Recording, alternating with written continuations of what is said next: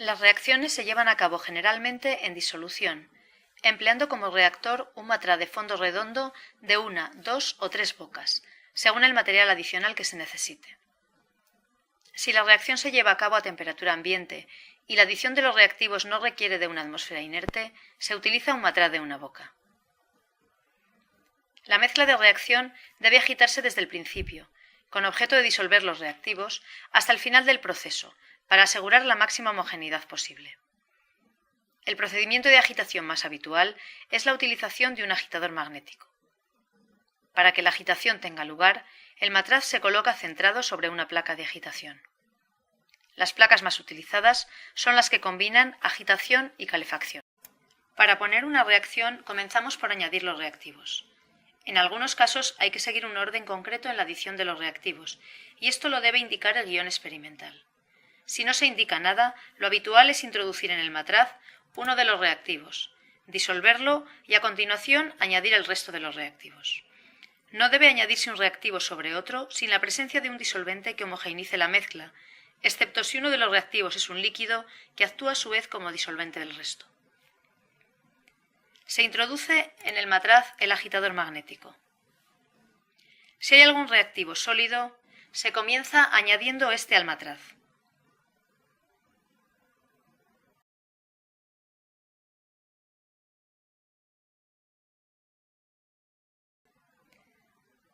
Después, se añade el volumen de disolvente necesario.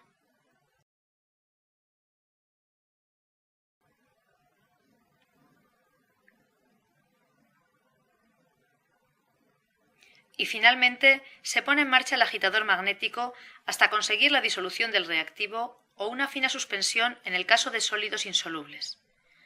La velocidad de giro debe graduarse para que el agitador gire de forma continua y uniforme. A continuación se añaden el resto de los reactivos. En el caso de reactivos líquidos o en disolución, se recomienda hacer adiciones de volúmenes pequeños, habitualmente añadirlos gota a gota.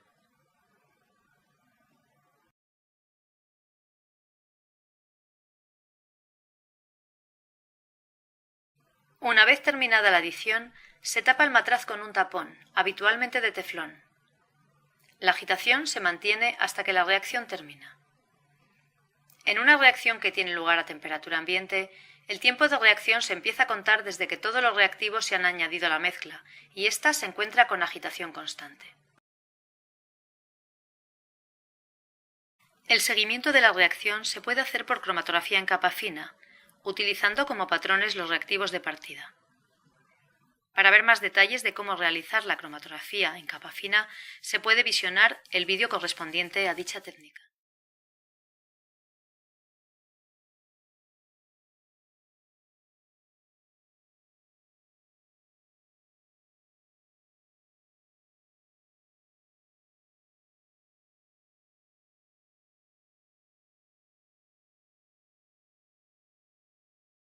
En el caso de que se necesite añadir gota a gota un volumen grande de uno de los reactivos, se utiliza un embudo de adición. En estos casos es habitual utilizar un matraz de 2 bocas, en una de las cuales se coloca el embudo. Para que el líquido se transfiera al matraz, es necesario que las presiones en el interior y en el exterior del embudo sean iguales. Para ello, se utiliza un embudo de adición compensada, en el que la tubuladura lateral permite que las presiones a ambos lados de la llave se igualen. En este caso, la adición se puede llevar a cabo con el embudo tapado. Abrimos la llave del embudo y dejamos caer el reactivo gota a gota.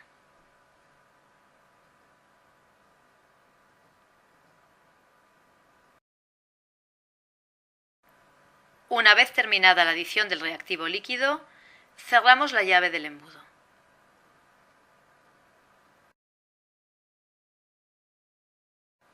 Empezamos en ese momento a contar el tiempo de reacción. En muchos casos, las reacciones son inicialmente exotérmicas, aunque se lleven a cabo a temperatura ambiente, por lo que la adición del segundo reactivo puede hacer que el disolvente se caliente, incluso llegue a hervir. Por eso, siempre es necesario controlar la velocidad de adición de los reactivos, mantener una buena agitación y en algunas ocasiones utilizar un baño de agua o de agua-hielo para enfriar el matraz durante la adición. En estos casos, una vez terminada la adición de los reactivos, se cierra la llave del embudo y se retira el baño que hemos utilizado para enfriar el matraz.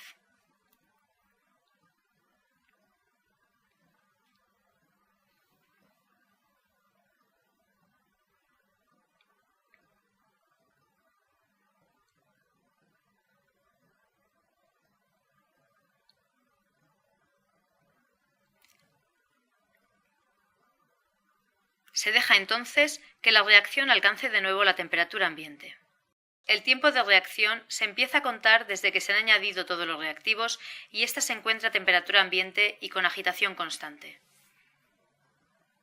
Con frecuencia se llevan a cabo reacciones a temperatura inferior al ambiente. El enfriamiento de la mezcla de reacción se consigue introduciendo el matraz en un baño frigorífico colocado sobre la placa de agitación, desde el momento en que se añaden los reactivos hasta el final de la reacción. Las mezclas frigoríficas más utilizadas son mezclas de hielo con sales inorgánicas. Para conseguir temperaturas más bajas, se pueden utilizar mezclas de nieve carbónica con distintos disolventes.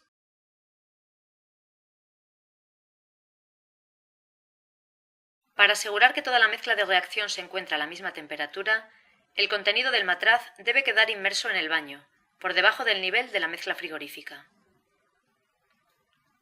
Si se necesita enfriar a 0 grados, se deberá utilizar una mezcla de agua-hielo en lugar de hielo solo, ya que el contacto del matraz con el hielo sin agua no es eficaz.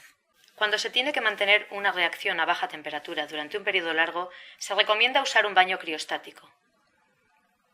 Los criostatos van provistos de una sonda que se enfría mediante un compresor y de un termopar conectado a un termostato que controla la temperatura. Ambos están inmersos en un recipiente aislado térmicamente y relleno con un disolvente de bajo punto de congelación. Al encender el compresor, se va alcanzando la temperatura programada en el termostato. Una vez alcanzada la temperatura deseada, se introduce el matraz en el que se va a llevar a cabo la reacción, de modo que la mezcla quede completamente cubierta.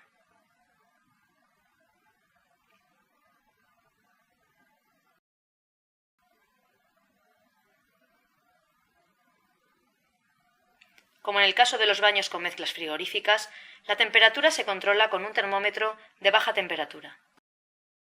En el caso de que la reacción requiera calefacción, una vez realizada la adición de los reactivos a temperatura ambiente o en baño de agua, utilizamos la placa de agitación-calefacción para conseguir la temperatura adecuada para realizar el experimento. Un proceso de calefacción requiere siempre agitación para evitar que el líquido hierva saltos. Nunca se debe calentar una reacción en un matraz cerrado, ya que la sobrepresión que se genera al calentar la mezcla líquida podría hacerlo estallar. Por otra parte, si el matraz se dejara abierto, el disolvente y los reactivos líquidos acabarían evaporándose, incluso cuando la mezcla no se lleva a ebullición. Para evitarlo, en todas las reacciones que se realizan a temperaturas superiores al ambiente, es necesario colocar un refrigerante de reflujo en la boca del matraz. Como la boca del matraz es más ancha que el esmerilado inferior del refrigerante, es necesario colocar entre ambas piezas un adaptador de reducción macho-hembra. Los esmerilados que van a estar sometidos a calentamiento se engrasan ligeramente, haciéndolos girar en ambos sentidos, como se ha visto en el vídeo correspondiente a la destilación. Con este procedimiento evitamos que el vidrio se quede soldado durante el calentamiento.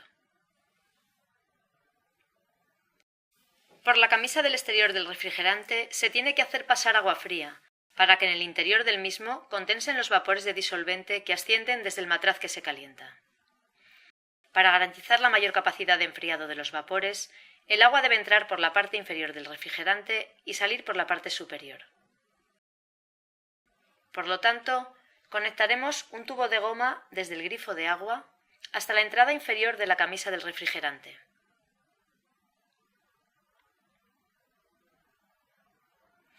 Y otro tubo de goma desde la salida superior de la camisa del refrigerante hasta un desagüe.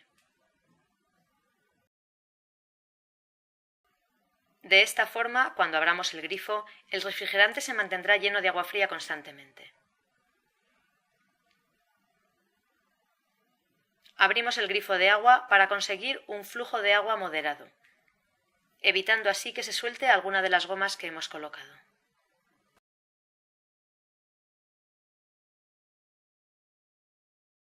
Una vez colocado el refrigerante de reflujo en la boca del matraz de reacción y abierto el grifo de agua, introduciremos el matraz en un baño que hemos colocado sobre la placa agitadora calefactora, que será el que transferirá el calor de la placa al matraz.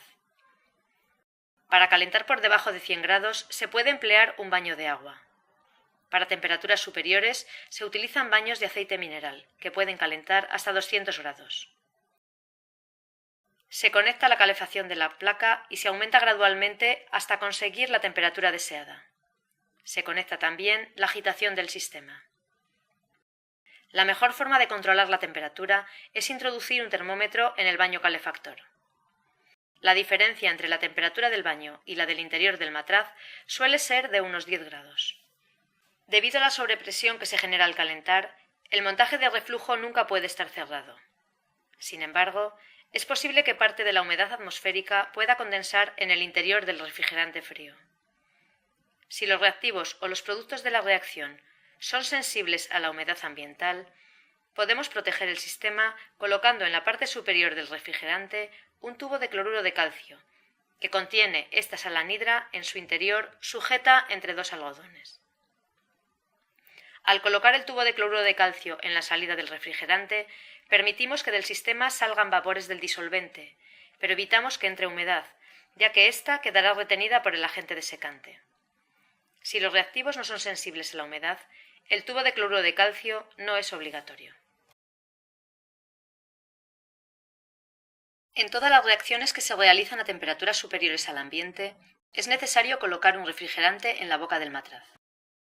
Si en el procedimiento experimental se indica que la reacción se pone a reflujo, esta expresión significa que la reacción se calienta hasta conseguir llevar a ebullición la mezcla de reacción. Experimentalmente, el reflujo se observa en que el disolvente gotea de forma constante en la parte inferior del refrigerante. En una reacción que tiene lugar con calefacción, el tiempo de reacción se empieza a contar desde el momento en que se ha estabilizado la temperatura del baño y la mezcla se encuentra a la temperatura adecuada. En el caso de las reacciones en que se necesite añadir gota a gota un volumen grande de uno de los reactivos en una reacción que se va a calentar, se debe utilizar un matraz de dos bocas. En una de ellas se colocará el refrigerante y en la otra el embudo de adición compensada. Para mayor comodidad en la manipulación, la adición con el embudo puede realizarse con el montaje ya completo, es decir, con el matraz ya introducido en el baño, aunque sin comenzar a calentar. Para llevar a cabo la adición, se abre la llave del embudo y se controla la velocidad de adición.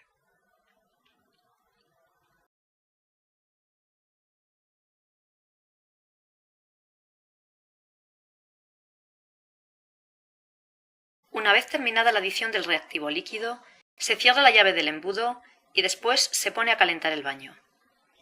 Cuando éste ha alcanzado la temperatura deseada, se empieza a contar el tiempo de reacción.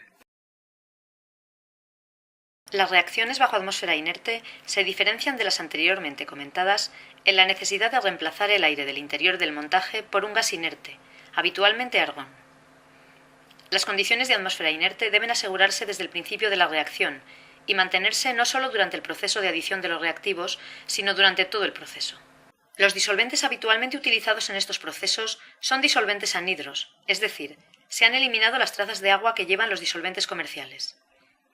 El proceso de secado de cada disolvente es diferente en función de su naturaleza y del grado de sequedad que se requiera para la reacción que vamos a emplear.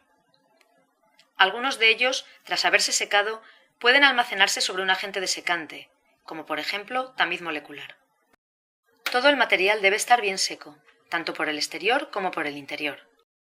Para ello se recomienda dejar el material en una estufa a 120 grados durante varias horas y no sacarlo hasta el momento del montaje, que deberá hacerse cuando el material está aún caliente. Hay que coger el material de la estufa con los guantes apropiados para prevenir quemaduras en las manos.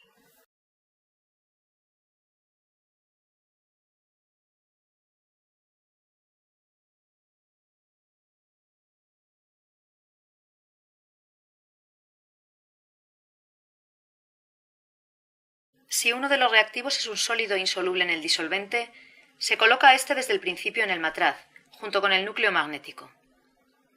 Después, se procede al purgado del sistema, esto es, a sustituir el aire por el gas inerte. Si los requerimientos de sequedad no son muy estrictos, se puede desplazar el aire del interior del sistema haciendo pasar una corriente de gas inerte, en este caso argón. La purga debe hacerse por la boca más alta del montaje, puesto que este gas es más denso que el aire. La otra boca del matraz se deja abierta. Se hace pasar la corriente de argón durante unos minutos, y para finalizar se coloca en la boca libre un septum en el que hemos pinchado una aguja conectada a un globo por el pistón de una jeringuilla.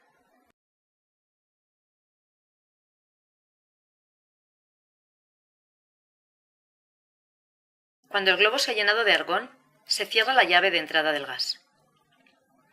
Este globo nos evitará cambios de presión en el sistema cerrado y mantendrá este bajo atmósfera inerte todo el tiempo que dure la reacción.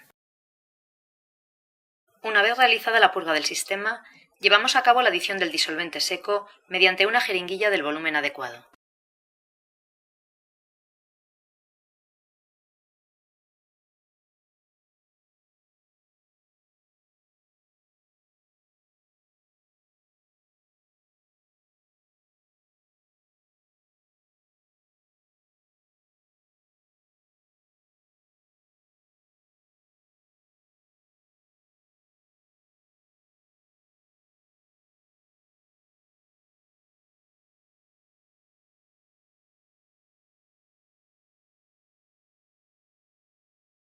Se inyecta el disolvente a través del septum en el matraz en el que hemos hecho la purga.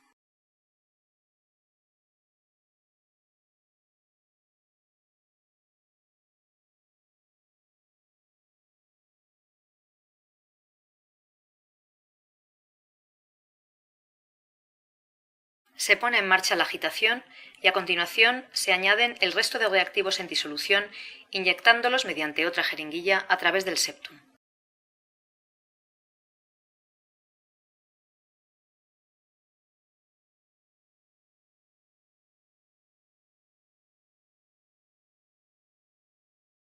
Si la reacción se llevara a cabo a baja temperatura o si la adición de los reactivos fuera exotérmica, esta segunda adición debería realizarse ya con el matraz dentro del baño refrigerante.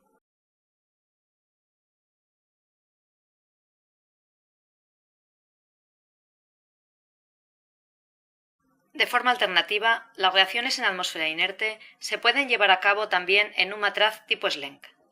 Este matraz es un matraz alargado provisto de una boca esmerilada y de una salida lateral que incorpora una llave terminada en una oliva que permite conectar con una línea de gases o con una línea de vacío. Si las condiciones de la reacción que queremos llevar a cabo son estrictamente anhidras, la purga del sistema debe llevarse a cabo con este completamente cerrado, conectándolo primero a vacío para evacuar el aire y permitiendo después la entrada de gas inerte. El proceso sucesivo de hacer vacío y pasar gas inerte se realiza utilizando una línea de vacío o línea de Schlenk. Esta línea consiste en un doble tubo de vidrio, uno de los cuales se conecta a una bomba de vacío y el otro a una entrada de gas inerte, como el argón. La línea de vacío va provista de una serie de llaves de 2 vías paralelas que conectan selectivamente con cada uno de los tubos. La salida de cada llave lleva adaptado un tubo de goma de vacío que permite su conexión con los matraces.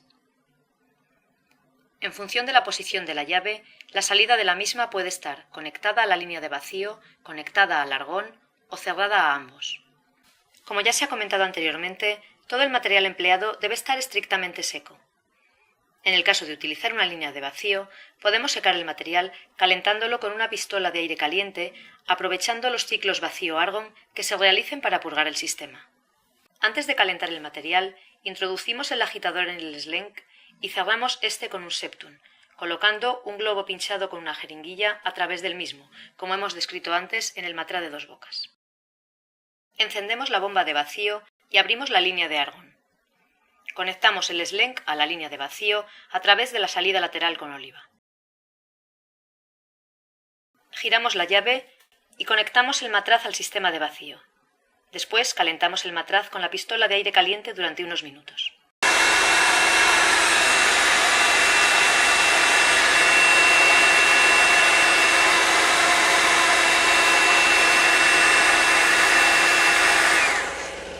A continuación, giramos la llave de doble vía para dejar que entre el argón en el matraz.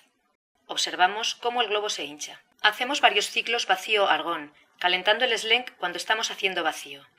Así conseguimos simultáneamente sustituir el aire del interior por el gas inerte y eliminar la humedad del sistema.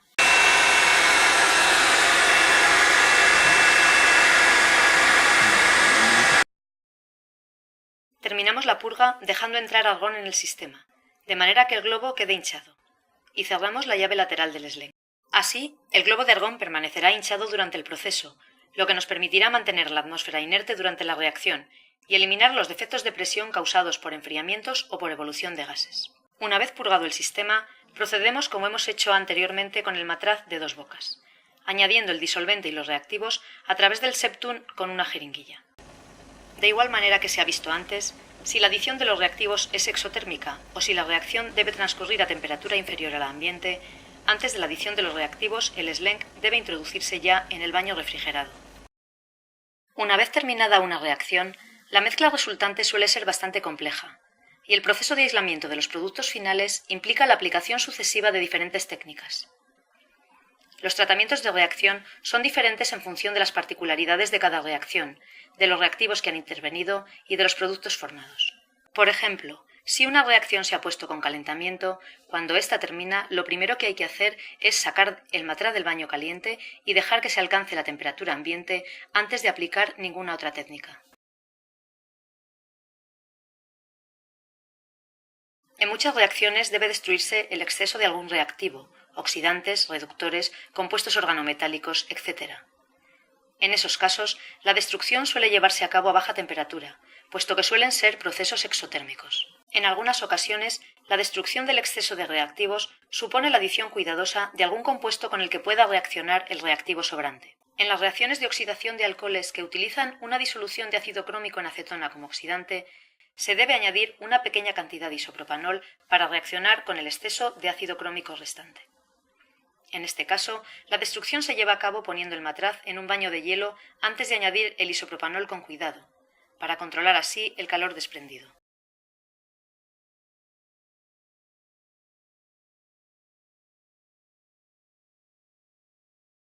En otras ocasiones, el tratamiento supone la destrucción de algún reactivo con agua o la dilución de algún ácido o base fuerte. En estos casos, para controlar el calor desprendido en el tratamiento de la reacción, es más conveniente verter el contenido del matraz de reacción sobre un vaso de precipitados de sección ancha que contenga una mezcla de agua destilada y hielo.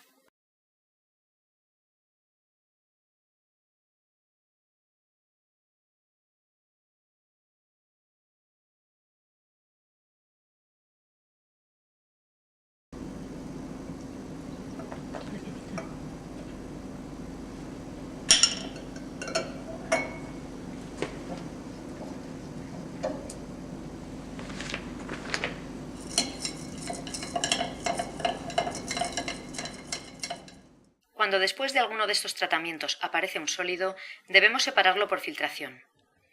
Para saber qué técnica de filtración debemos utilizar, hay que conocer la naturaleza del sólido formado. Si nuestro producto está en la disolución, nos interesa una filtración por gravedad, con embudo cónico y filtro de pliegues, para poder eliminar el sólido y guardar la disolución. Si lo que nos interesa es el sólido, debemos filtrarlo a presión reducida utilizando una placa filtrante y una fiola.